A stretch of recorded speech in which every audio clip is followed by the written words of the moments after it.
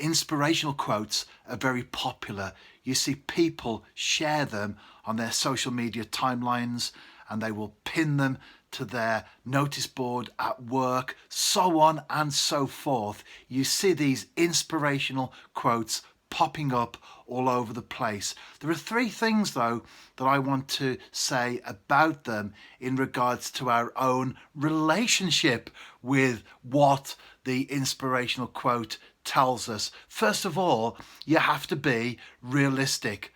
I was at the Rangers training ground recently, and along the corridor outside the dressing rooms are photographs, images of Rangers legends over the years, and a number of them have quotes attached to the image. So for example, you have a quote about being a winner, and then you have a footballer lifting the trophy.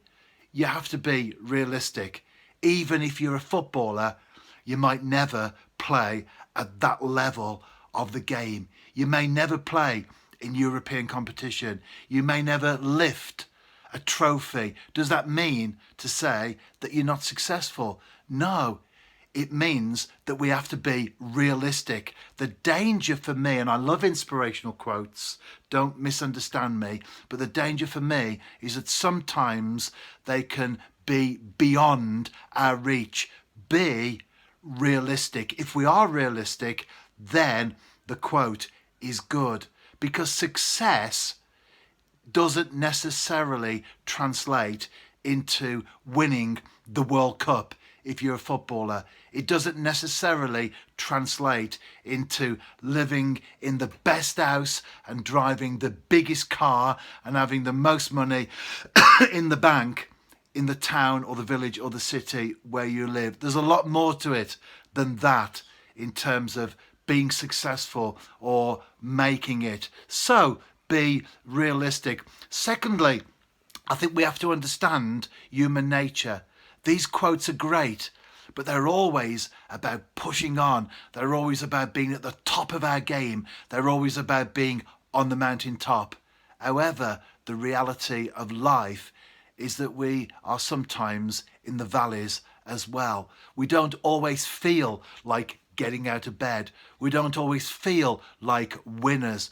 We don't always feel that we're successful, that we're at the top of our game. And that's why we need to understand how we feel, understand human nature, that it's not always about being on top of the mountain every single minute of every single day. Because again, the danger is that we can feel inadequate. We can feel that we fall short because of the quote that inspires us to be a winner, to be victorious, to be successful every day of the week. So understand human nature. And then thirdly, I think, again, looking at the quote on the page or the screen or whatever it may be, I think we have to then understand that it has to be more than just words that we're looking at. We have to put them